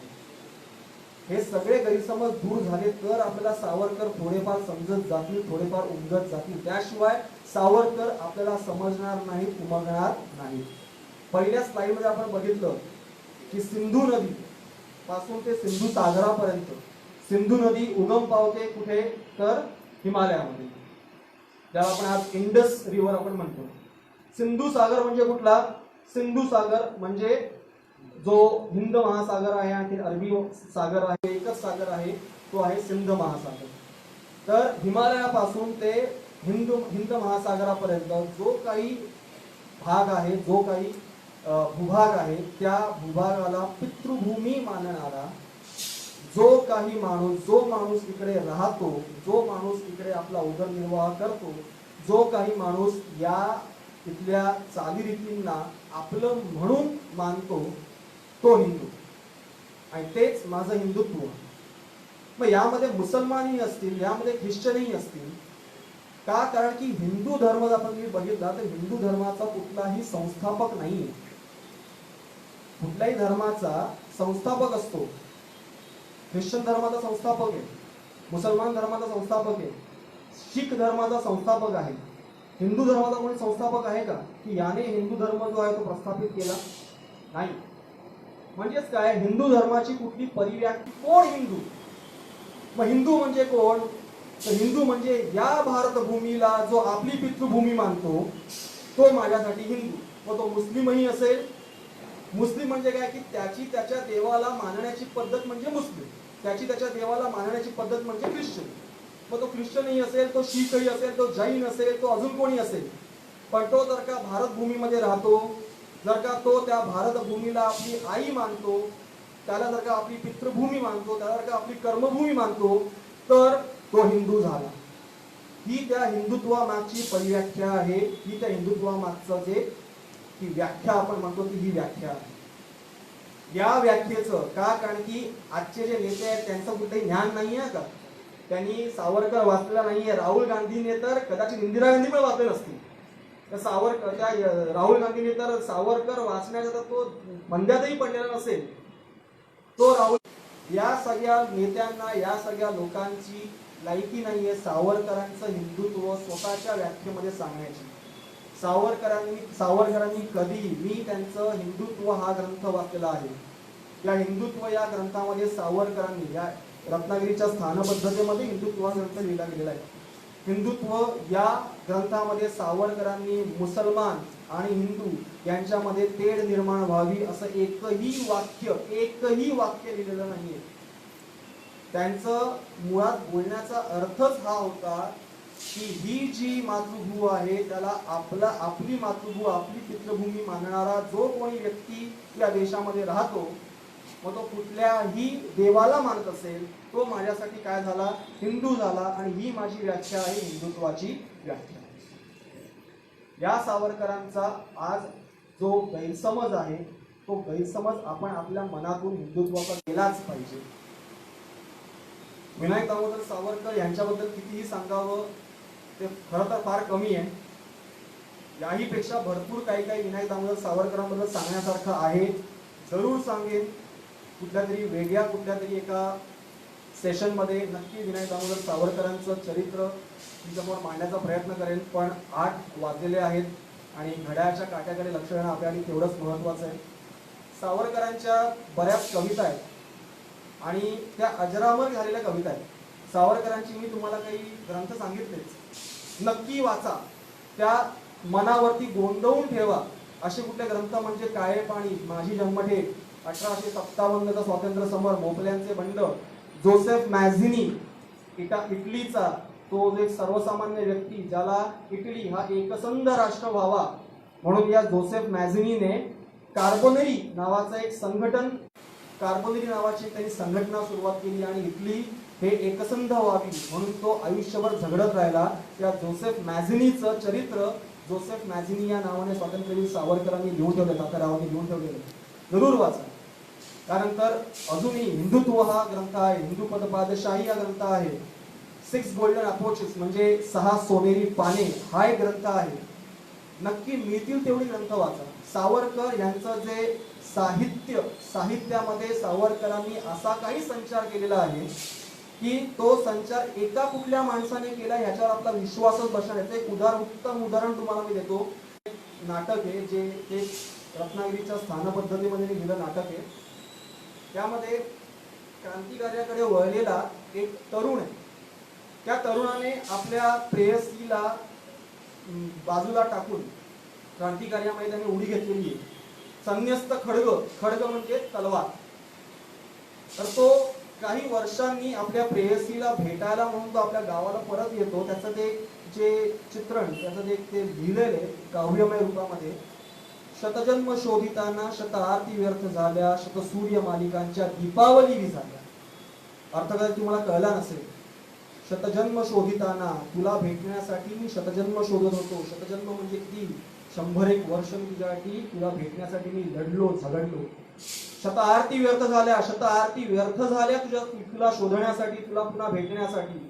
शत सूर्य मालिकांच्या, भारतामध्ये ऋग्वेदांमध्ये वेदांमध्ये सूर्यांचे नोंदी आहेत. 12 सूर्य असतात. आपण जे सूर्यनमस्कारामध्ये बोलतो, सूर्याय नमः, खगाय नमः, हिरण्य गर्भाय नमः, ही 12 नावं आहेत. ही 12 वेगवेगळ्या सूर्यांची नावं आहेत. अशा 12 सूर्य मालिका.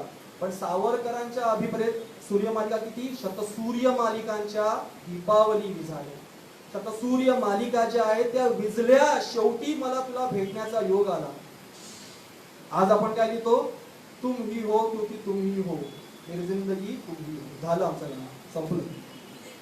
म्हणजे माझी प्रेयसी व्यक्त करण्यासाठी क्योंकि तुम ही हो, क्योंकि तुम ही हो, मेरी जिंदगी तुम ही हो. आणि हे गाणं आपण डोक्यात ठेवून नाचतो. त्या कवीची कल्पना करा. तो कवी लिहितो, शतजन्म शोधिताना शत आरती व्यर्थ झाल्या, शत सूर्य मालिकांच्या दीपावली विझाल्या. ही कल्पनाच करणं की एका प्रियकराला, त्या प्रेयसीला भेटण्यासाठी सुद्धा ती रचावी लागते.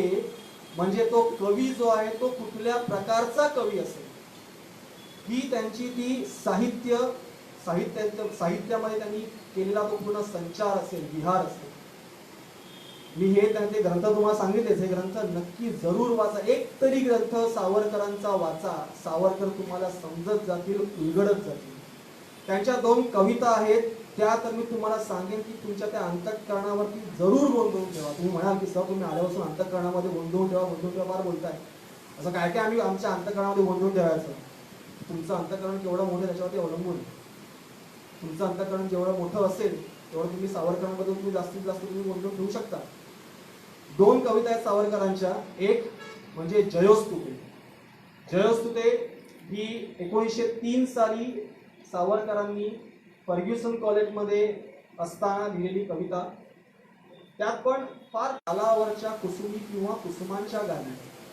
पटकन आपल्याला वाटतं की हे कुठल्या तरी प्रेयसीचं वर्णन होत आहे. गालावरच्या कुसुमी, कुसुम म्हणजे काय? फुल. गालावरच्या कुसुमी किंवा कुसुमांच्या गाणी. स्वतंत्रते भगवती तूच ती विलसतसे लागी. त्यात सुद्धा सावरकरांना स्वतंत्रते भगवतीच दिसते. तेवढंच काय, तर ही तर कविता तुम्हाला सांगितलीच, जयस्तुते.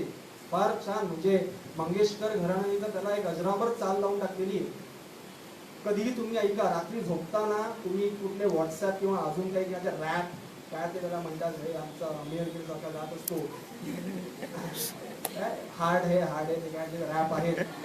हा, ते ऐकण्यापेक्षा रात्री झोपताना किंवा सकाळी उठल्यावरती जेव्हा तुमचं चित्त फार शांत असते, तुमच्या डोक्यात कुठली घालमेल नसते, त्यावेळेला तुम्ही हे गाणं ऐका. जयोस्तुते पदे शुभदे स्वतंत्रते भगवती त्वामहं यशोयुतां वंदे.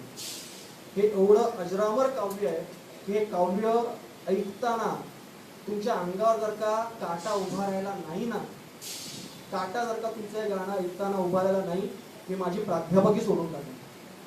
लिहून देतो, चॅलेंज देतो तुम्हाला. तुझ्यासाठी मरण ते जनन, तुझं विण जनन ते मरण. म्हणजे तुझ्यासाठी मेलो ते खरा जगलो, तुझ्यासाठी तुझ्या विना जगलो ते तर माझं मरण आहे. हे काव्य लिहिणारा स्वातंत्र्यवीर विनायक दामोदर सावरकर, त्याची आज अवहेलना होते. आणखी आमच्या नवीन तरुण पिढीला सावरकर कोण हे माहीतही नसतं. ही फार मोठी उपेक्षा आहे. मी त्याला उपेक्षा फार म्हणत नाही, कारण की ज्याला अपेक्षा असते तिकडे उपेक्षा येते. पण ही फार नक्की मोठी अवहेलना आहे. सावरकर हे भारतरत्न आहेत. सरकारने त्यांना भारतरत्न नाही. स्वातंत्र्यवीर विनायक दामोदर सावरकर हे भारतरत्न आहेत. स्वातंत्र्यवीर विनायक दामोदर सावरकरांच्या नावाने भारतरत्न पेक्षाही मोठा पुरस्कार जाहीर झाला पाहिजे. असं माझं मत आहे. त्यानंतर दुसरं काव्य आहे सावरकरांचं, जे मी तुम्हाला सांगतो आवर्जून वाचा. ते म्हणजे कदाचित जे मोठे इकडे बसले त्यांना माहिती असेल मी कुठल्या काव्याबद्दल बोलतोय. Any guess? ने मजसी ने परत मातृभूमीला सागरा प्राण करणारा. ही कविता जी आहे ती कविता कुठल्या पार्श्वभूमीवर लिहिलेली आहे की मी यापुढे कधीही कदाचित माझ्या मातृभूमीकडे पुन्हा कधी येणार नाही, मला माझ्या मातृभूमीचे कधी चरण स्पर्शिता येणार नाही, ही एवढी दुःखद विरद अशी कल्पना आहे. सावरकर तिकडे ब्रायटनच्या समुद्र किनारी निरंजन पाल म्हणजे जे लाल बाल पाल आपण जे बंकिमचंद्र पाल आहे त्यांचा मुलगा निरंजन पाल तो तिकडे त्यांच्यासोबत उभा होता. ब्रायटनच्या समुद्र किनारी सावरकर आले पॅरिसला पळून जाण्यासाठी. हे 1910 साली त्यांची अटक होण्याच्या अगोदरचा काळ, 1909-1910च्या त्या कालखंडामध्ये झालेलं असेल. ब्रायटनच्या समुद्र किनारी ते आले त्या अगोदर बाबाराव सावरकर पकडले गेले. त्यांना अंदमान काळे पाणीला त्यांना पाठवण्यात आलेलं आहे ही त्यांना न्यूज कळली. ते अजिबात रडले नाही. नारायण सावरकर त्यांचा जो धाकटा बंधू आहे त्याला पकडण्यात आलं तरी सुद्धा ते रडले नाही. त्यांच्या वहिनी येसुबाई त्यांच्या पत्नी यांना त्यांच्या राहत्या घरातनं त्यांना बेदखल करण्यात आलं ते तरी देखील रडले नाही. त्यांचा 1 वर्षाचा मुलगा 1907 साली आलेली न्यूज होती. त्यांचा 1 वर्षाचा हा मेला दगावला तेव्हा सुद्धा त्यांना रडू अजिबात आलेलं नाही. किती कठोर मनाचा माणूस असेल तुम्हाला वाटेल. पण ज्या वेळेला त्यांना हे वाटलं की आपण पुन्हा कधीही भारतामध्ये भारत भूमीला पुन्हा कधी आपण जाणार नाही, कदाचित आपण जाणार नाही, एका लहान मुलासारखा ओक्ष बोक्षी हा माणूस रडला. का? कारण की त्याला ती कल्पना करवत नव्हती की मी पुन्हा कधीही कदाचित भारत भूमीमध्ये परत जाऊ शकणार नाही, मला सदैव भारताच्या बाहेर राहावं लागेल. हे जेव्हा त्यांना वाटलं तेव्हा तो माणूस अक्षरशः धाय मोकलून रडायला लागला आणि त्याच्या तोंडातून त्या समुद्राकडे बघून रागाने द्वेषाने काही शब्द फुटले. निरंजन पालांना वाटलं की तात्याराव काहीतरी महत्वाचं सांगतायत, आपण ते लिहिलं पाहिजे. त्यामुळे निरंजन पाल यांच्यामुळे ते अजरामर काव्य आज आपल्या समोर आहे. त्यातल्या काही 4 ओळी आहेत त्या तर मला आजच्या असं वाटतात. त्या 4 ओळी म्हणजे गुण सुमने मी वेचिली या भावे. गुण सुमने म्हणजे गुण, गुण म्हणजे काय तर विद्या. ही गुणसुमने जी आहेत ती मी वेचली. का वेचली? वेचिली या भावे की तिने सुगंधा घ्यावे. तिने म्हणजे कोणी? माझ्या भारत भूमीने सुगंधा घ्यावी. म्हणजे मी घेतलेले काही गुण आहेत, मी अवगत केलेली जी काही विद्या आहे त्या विद्येचा जो उपयोग व्हावा तो कोणाला व्हावा? तो या भारत भूमीला व्हावा. गुण सुमने मी वेचिली या भावे की तिने सुगंधा घ्यावे. जरी उदधरणी व्ययन तिच्या तो साचा, जरी उदधरणी व्ययन तिचा तो साचा, हा व्यर्थ भार विद्येचा. जर का मी ही विद्या जर का तिच्यासाठी नाही खर्च करू शकलो, तिच्यासाठी जर का मी त्याचा व्यय म्हणजे मी जर का ते स्पेंड नाही करू शकलो तर त्या माझ्या डोक्यावरती त्याला काही अर्थ उरत नाही. ती आम्रवृक्ष वत्सलता आहे. ती आम्रवृक्ष वत्सलता आहे म्हणजे कोणाची? तर बाबाराव सावरकरांची, त्यांचे वडील बंधू. नवकुसुमता त्या सुलता आहे म्हणजे त्यांची बहिणी आणि त्यांची पत्नी. तो बाल गुलाबही आता रे म्हणजे त्यांचा धाकटा भाऊ. फुलबाग मला हाय पारखा झाला, सागरा प्राण करणारा. म्हणजे ही विद्या मी घेतलेलं हे ज्ञान अगदी लौकिक अर्थाने त्यांना बॅरिस्टर ही पदवी मिळालेली नव्हती. का? कारण की बॅरिस्टर ही पदवी मिळवण्यासाठी इंग्रजांनी त्यांच्यावरती एक अट टाकली होती की तुमचं शिक्षण झालं, तुम्ही पासही झालात, पण जर का तुम्हाला बॅरिस्टर म्हणून जर का तुम्हाला मिळवायचं असेल, वकिली करायची असेल तर तुम्हाला एक शपथ घ्यावी लागेल की तुम्ही इंग्रजांच्या विरुद्ध कुठल्याही प्रकारची कामं करणार नाही. सासूची डिग्री आहे ती झाला बंबा नको मला. त्यामुळे लौकिक अर्थाने सावरकर जे होते ते बॅरिस्टर नव्हते, पण बॅरिस्टर म्हणून जी काही विद्या अर्जित करायची आहे ती त्यांनी विद्या पूर्णपणे अर्जित केलेली होती. मग ही विद्या मी जी अर्जित केलेली आहे, हे जे मी शिकलेलो आहे, हे मी जे समजलेलो आहे, मी जे ज्ञान घेतलेलं आहे, त्याचा फायदा जर का या भारतभूमीला होणार नसेल तर या विद्येचा भार जो आहे तो माझ्यासाठी व्यर्थ आहे. माझे वडील बंधू माझ्यासाठी परके झाले, माझी बायको माझी वहिनी माझ्यावर परकी झाली, जो बालगुलाब म्हणजे माझा धाकटा भाऊ माझ्यापेक्षा परका झाला. सागरा तुला हे सगळं करून काय मिळालं? ही अशा प्रकारची हे जे काव्य प्रकार आहे हे सावरकरांनी जे मांडलेलं आहे. या दोन ज्या कविता आहेत या जर का तुम्हाला शक्य झालं तर नक्की हे काव्य प्रकार तुम्ही वाचा. हे दोन्ही मंगेशकर घराण्यात ललित सुरामध्ये शब्दबद्ध केलेले आहेत. नक्की त्याचा आनंद घ्या, त्याच्याकडनं काहीतरी शिका. एखादा तरी सावरकर ग्रंथ वाचा. सावरकर हे 2 तासाच्या एका सेशनमध्ये संपणारे नाहीयेत. सावरकर हे 20 तासाच्या सेशनमध्ये सुद्धा संपणारे नाहीयेत. ज्या व्यक्तीवरती 25,000 पानांच्या कादंबऱ्या आपण वाहून टाकतो त्या माणसाचं चरित्र जे आहे ते 2-4 तासामध्ये 5-10 तासामध्ये संपणारं नाहीये. त्यासाठी आपलं पूर्ण आयुष्य त्या व्यक्तीसाठी आपल्याला द्यावं लागतं. तात्याराव सावरकर ज्याप्रमाणे मला कळले, ज्याप्रमाणे मला उमगले ते माझ्या हृदयाच्या खोल कप्प्यामध्ये दडून ठेवलेले आहेत. ते तसेच राहणार आहेत. देवाऱ्यामध्ये देव जो असतो तो तरी लौकिक अर्थाने सगळ्यांना दिसतो, तिकडे देव आहे म्हणून आपण त्याची पूजा करतो. पण जेव्हा एखादा व्यक्ती, जेव्हा एखादी प्रतिमा आपण त्या हृदयामध्ये जेव्हा कोरून ठेवतो त्या देवाऱ्यातल्या देवापेक्षा सुद्धा फार मोठी असते. अशा प्रकारे विनायक दामोदर सावरकर तथा स्वातंत्र्यवीर सावरकर, तात्याराव सावरकर यांचं जे गुणगान आहे ते आज सांगायचा गायचा मी एक थोडासा प्रयत्न केला. काही जर का चुकलं असेल तर माफी मागतो. कोणीकडे जर का काँग्रेसच्या बाजूने जर का कोणी असतील त्यांची जर का मी इकडे त्यांची मी अवहेलना केली असेल त्याबद्दलही मी माफी मागतो. कोणी गांधीवादी विचारसरणीचे असतील, त्यांना माझे विचार पटले नसतील, त्यांचीही मी माफी मागतो. आणि अजून काही राहिलं असेल किंवा काही सांगायचं राहिलं असेल ते फक्त एवढंच की वेळेअभावी ते सांगता येत नाहीये. कारण की ज्याप्रमाणे मी सांगितलं म्हटलो त्याप्रमाणे की सावरकर हे 2 तासामध्ये संपणारे नाहीयेत. त्यामुळे माझ्या विद्यार्थ्यांना मूळ उद्देश हा होता की वीर सावरकर आणि आजची तरुणाई म्हटलं तर हे जे माझे लाडके विद्यार्थी 12वीत आहेत आणि त्यांना माहिती मी त्यांच्यावरती अनंत असं प्रेम करतो.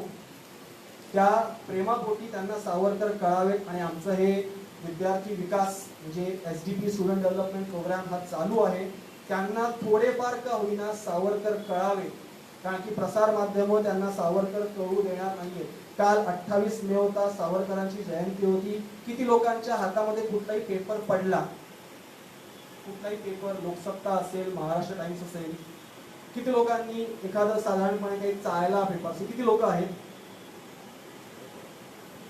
केसरी म्हणजे जी holidays, Kesari tours and travels, त्यांची ऍडव्हर्टाइजमेंट सोडली, कारण की ती तर एक प्रायव्हेट ऍडव्हर्टाइजमेंट होती, ती सोडली तर कुठल्या न्यूजपेपरने स्वातंत्र्यवीर विनायक दामोदर सावरकर यांच्या जयंतीनिमित्त 2 शब्द म्हटले असतील? 2 शब्द, फोटो सोडून द्या, 2 शब्द कोणी सांगितले? कोणी छापले? नाही. उलट ते खरूच उकरून काढण्यासारखं ABP माझाने सावरकर नायक की खलनायक हे चर्चासत्र आरंभले. ज्याला माहिती आहे, ज्यांच्या मनात, मी म्हटलं त्याप्रमाणे ज्यांच्या मनामध्ये सावरकर आहेत त्यांना सावरकर कधी खलनायक वाटूच शकणार नाही. आणि मी हेही म्हटलं की सावरकर आणि गांधी हा वाद तसाच होता. गांधीजींचं म्हणणं होतं की एखाद्याने जर का एका घरात मारली तर काय करायचं? दुसरा गाल पुढे करायचं. सावरकर म्हणायचे अरे वेड्यात का, एखाद्या जर का तुमच्या एका कांचला जर का वाजवली तर त्याची दोन्ही गालपट फोडून ठेवा. हे सावरकरांचे विचार होते. सावरकर सरळ म्हणायचे की एखादा हिंस्र जर का पशु असेल, एखादा वाघ असेल, सिंह असेल, त्याच्या समोर तुम्ही मोदक घेऊन जाताय म्हणून तुम्ही काही निशस्त्र झाल का?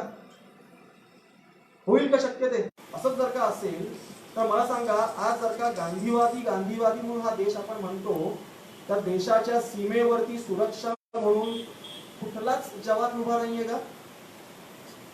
जवान उभा आहे. आमचा अनिरुद्ध कुऱ्हाडे हा पुढच्या 2-3 वर्षामध्ये जवान म्हणून जाणार, त्याचा मला सार्थ अभिमान आहे त्या व्यक्तीचा. तो आज जवान म्हणून उद्या जेव्हा जाणार आहे तिकडे सीमेवरती, तर हा अनिरुद्ध कुऱ्हाडे बिना कुठलं शस्त्र घेऊन, बिना कुठलं अस्त्र घेऊन तिकडे उभा राहायला मला तरी चालेल का? तुम्हाला चालेल का? त्यांच्या हातामध्ये काय आहे? बंदूक आहे, त्यांच्या हातामध्ये शस्त्र आहे. जर का हा देश जर का गांधीवादी असता तर या पहिली गोष्ट म्हणजे तिकडे जवानच नसते, आणि जर का जवान असते तर त्यांच्या हातामध्ये पिस्तुली आणि बंदुका नसत्या, त्यांच्या हातामध्ये चरखे असते. त्यांच्या हातामध्ये चरखे आहेत? नाही, त्यांच्या हातामध्ये काय आहेत? पिस्तुली आहेत. 25 साली स्थानबद्धतेमध्ये असताना हिंदुत्व याच ग्रंथामध्ये सावरकरांनी हेच लिहून ठेवलंय की उद्या जर का आपला देश बलशाली करायचा असेल तर आर्मी, नेव्ही आणि एअरफोर्स या तिन्ही क्षेत्रामध्ये, या तिन्ही प्रकारच्या डिफेन्स सिस्टीम मध्ये भारताला मोठं होण्याची गरज आहे. आज जर्मनी हा देश जो आहे तो सावरकरांना मानतो. आज इस्रायल जो देश आहे तो सावरकरांना मानतो. माहितीये, माझ्याकडे वेळ कमी आहे, पण एक छोटासा किस्सा तुम्हाला इस्रायल या देशाबद्दल मला फार मोठं अप्रूप म्हणून सांगतो. गोल्डा मायर ज्या वेळेला इस्रायलच्या पंतप्रधान होत्या, आयर्न लेडी, त्यावेळेला सिरिया या देशाचा राजा त्याला फार स्वतःच्या देशाबद्दल, तो डिक्टेटर होता, त्याला स्वतःच्या सामर्थ्याबद्दल फार मोठा गर्व होता. तर सिरिया आणि इस्रायल हे नेहमी कॉन्फ्लिक्टेड कंट्रीज.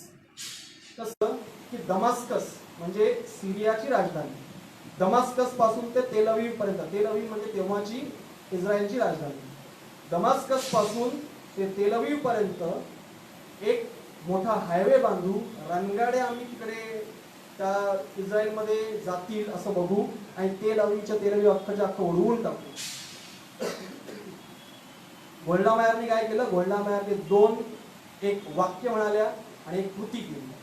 गोल्डा मायर म्हणाल्या की राजेसाहेब, एक गोष्ट विसरू नका की जो रस्ता दमास्कस पासून ते तेल अवीव पर्यंत येतो तोच रस्ता पुढे तेल अवीव पासून ते दमास्कस पर्यंत पण जाणार आहे. आणि त्यानंतर दुसरी कृती कुठली केली? तर तेल अवीवची राजधानी जी आहे, तेल अवीव ही राजधानी इस्रायलची, ती तिकडनं काढून ती जेरुसलेम केली. जेरुसलेम त्यावेळेला 2/3 2/3 हा जेरुसलेम त्यावेळेला अरबी जे राजकारणी होते त्यांच्या घशामध्ये होता. अशा वेळेला सुद्धा इस्रायल हे ज्यू राष्ट्र, ज्यू म्हणजे यहुदी, जुडेझम मानणारे, त्यांनी त्या जेरुसलेम मध्ये त्यांची राजधानी हलवली. यासिर अराफतचं घर जे आहे ते उडवून टाकलं, त्याचं लाईव्ह प्रक्षेपण केलं.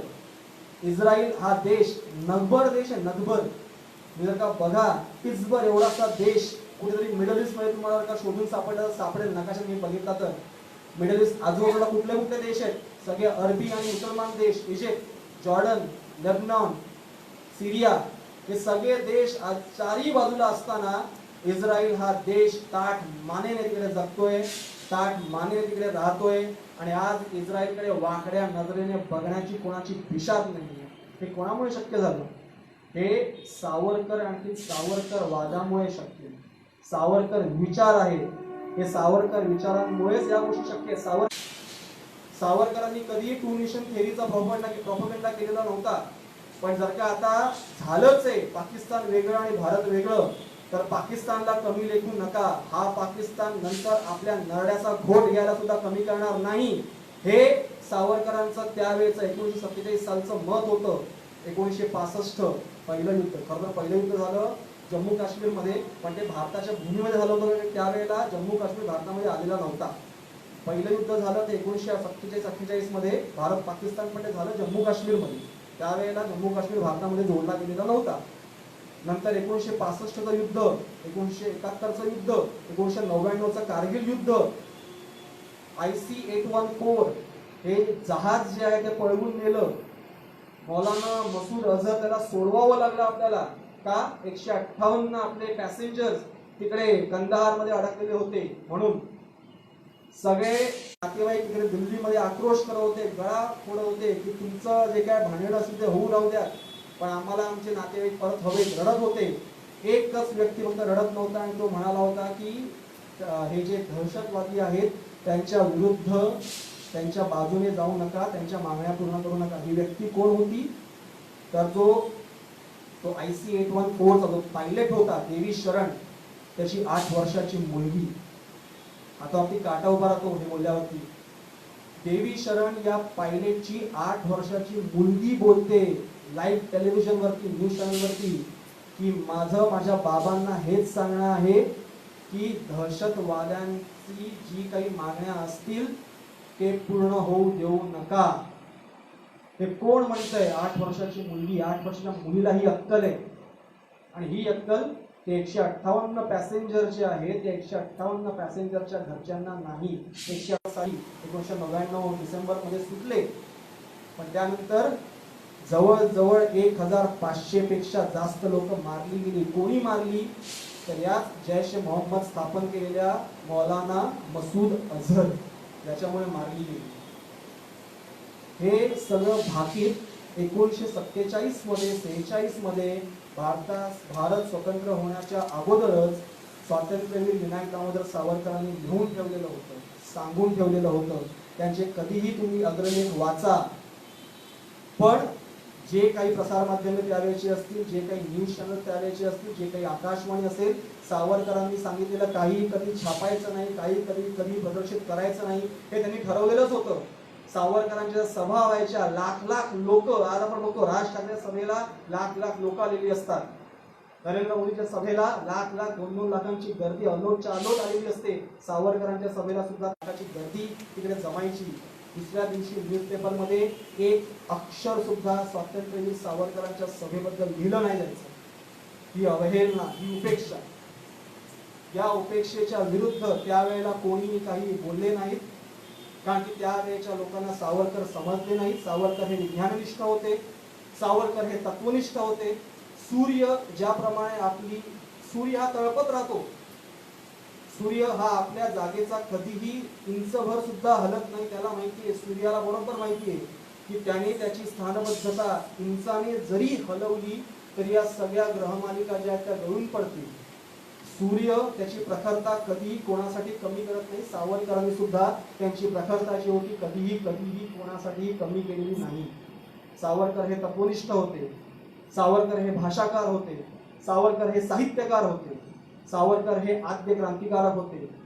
ज्यांनी क्रांती केली ते स्वातंत्र्यवीर विनायक दामोदर सावरकर यापेक्षा मोठा द्रष्टा नेता माझ्या डोळ्यासमोर कधीही कुठलाही झालेला नाही, कदाचित होणारही नाही. आज इथेच मी थांबतोय, पण जे मी अर्ज जे तुमच्यासमोर ठेवलेला आहे ते नक्की त्यावरती विचार करा. स्वातंत्र्यवीर सावरकरांबद्दल एखादं तरी पुस्तक माझ्याकडे मागा, माझ्याकडे सगळी पुस्तकं आहेत. एखादं तरी पुस्तक मिळालं, ते पुस्तक जरूर वाचा, ते पुस्तक जरूर नजरे घालून घाला. त्यातनं थोडंफार तरी काहीतरी शिका. स्वातंत्र्यवीर विनायक दामोदर सावरकर कोण होते, काय होते हे नक्की समजून घ्या. आज भारताला स्वातंत्र्यवीर सावरकरांची गरज आहे. आज त्यांना अभिप्रेत असलेल्या हिंदुत्वाची गरज आहे, आणि हे हिंदुत्व घडवण्याची आपल्यामध्ये ताकद आहे. या तुम्हा तरुणांवरती मला संपूर्णपणे विश्वास आहे की तुम्ही उद्या 15 वर्षाचे सावरकर थोडेफार कळल्यानंतर तुम्ही तुमच्या मुलांना सावरकर सांगाल. मग त्यांना त्यांच्या बाळकडू म्हणून त्यांना सावरकर पाजले जातील. मग ते मोठे होतील, त्यांच्या हातनं कित्येक कार्य घडतील. मग ते त्यांच्या मुलांना सावरकर सांगतील, बाळकडू पाजतील, ती मुलं मोठी होतील, त्यांच्याकडनं कित्येक कार्य घडतील. हा आपला देश जो आहे तो समृद्ध होईल, आणि सावरकर या देशाला समृद्ध करण्यासाठी सावरकरांशिवाय कुठलाही पर्याय नाही. जय हिंद, जय भारत. थँक्यू.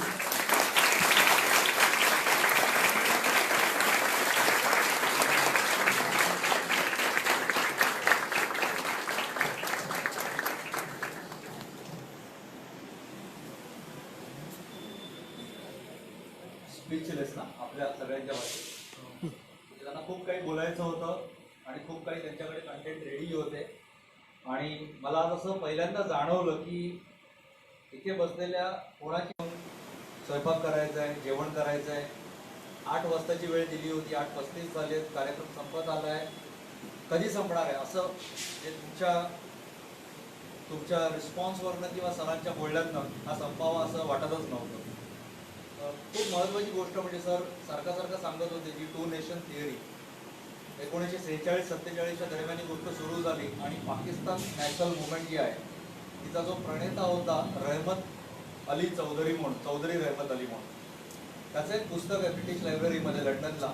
त्या पुस्तकामध्ये त्याने भारताचा एक नकाशा काढून ठेवला आहे आणि त्याने जी 2 नेशन थिअरी त्याला किंवा त्या काळाच्या त्याला सपोर्ट करणाऱ्या लोकांना अभिप्रेत होती. त्याने त्या भारताचा संपूर्ण जो नकाशा आहे जो आपण बघतो आपल्यासाठी त्याचा उजवा भाग फक्त हिरवा आहे म्हणजे तो पाकिस्तान आहे, पण त्याने भारताच्या आतला पण 80% भाग हैदरिस्तान किंवा नजाबिस्तान, उस्मानिस्तान असे अनेक स्थान त्यांनी त्याच्या आतमध्ये पण ठेवले होते.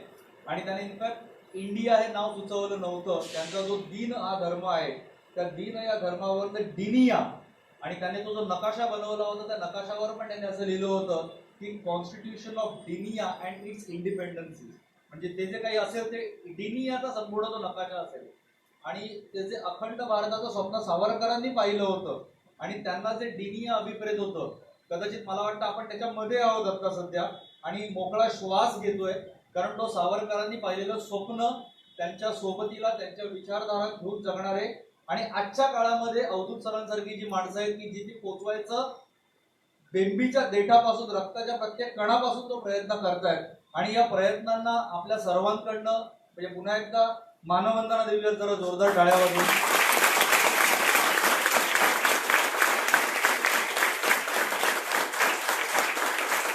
छत्रपती शिवरायांची आरती हेही सावरकरांच्या साहित्यातलं आणखीन एक महत्त्वाचं कंटेंटमध्ये ते होतं, पण वेळेअभावी तेही सांगायचं राहिलं की 1902 साली म्हणजे 19 वर्षाचे सावरकर असताना शिवाजी राजांची रचलेली आरती म्हणजे शिवाजी राजांची आरती अशी कुठेच नाही. शिवाजी राजांना देव मानणारे आपण सगळेच जण आहोत. आपण नेहमी असं म्हणतो की आपले 33 कोटी देव हे एका ठिकाणी आहेत आणि अखंड महाराष्ट्राचं स्वप्न बघणारे आणि शिवरायांनंतर ते 200 वर्ष जागवणारे त्याच्यानंतरचे राजे जे पेशव्यांपर्यंत होते ते 200 वर्ष मराठी साम्राज्य टिकवणाऱ्या व्यक्तींची त्याच्या आद्य संस्थापकाची आरती रचणारी पहिली व्यक्ती म्हणजे पण सावरकरच होती. ही आणखी त्याची एक महत्त्वाची गोष्ट.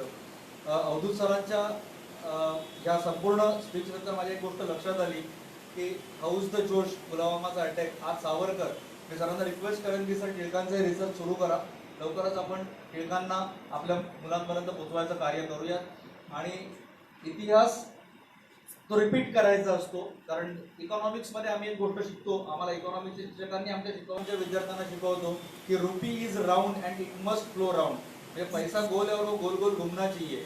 मेरे हाथ से तुम्हारे हाथ में, तुम्हारे हाथ से और किसी के हाथ में. तसं हिस्ट्री पण राऊंड आहे आणि ती गोल गोल फिरायलाच पाहिजे. ती जोपर्यंत फिरत नाही ना तोपर्यंत एकतर आपल्याला आपल्या चुका कळत नाहीत किंवा आपल्याला काय चांगलं करायचं हे कळत नाही. आणि या दोन्हींच्या मध्यावर तो विचार सरांनी आपल्यापर्यंत आणून ठेवला आहे. आणि मला वाटतं की कुठेतरी म्हणजे ज्या काही व्हॉट्सअप फेसबुकच्या जंजाळामध्ये आपण अडकलोय तर तिकडनं तिथे राहून कदाचित आपण तिथे राहून, कारण आता हल्ली ती माध्यमं महत्त्वाची झाली तर तिथे राहून आपण पण क्रांतीसूर्य होऊ शकतो का आपल्या पिढीचे याचा विचारही आपण करावा. आणि तर म्हणजे मला असं वाटतं की ह्या विचारांना आज ती मानवंदना ठरेल तुमच्या करिअरसाठी, तुमच्या उर्वरित आयुष्यासाठी, तुमच्या संपूर्ण डेव्हलपमेंटसाठी ॲस्पा तुमच्या सोबत राहील. आणि ज्या तळमळीत सर बोलत होते, प्रसन्न सर तुमच्या पाठीपुढे असतात, अवधूत सर आहेत, सचिन सर आहेत, एकंदरीत संपूर्ण ॲस्पा आहे. आम्ही ग्वाही देतो की आम्ही असेच तुमच्या सोबत. मी अवधूत सरांच्या आईंना स्टेजवर बोलवेन 2 मिनिटासाठी आणि आनंद सरांना विनंती करेन की अवधूत सरांचा सत्कार आईंचा असतो.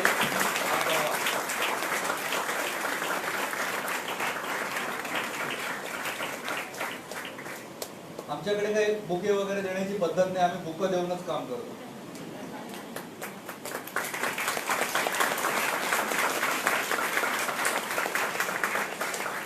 कार्यक्रमाची सांगता आपण राष्ट्रगीताने करूया.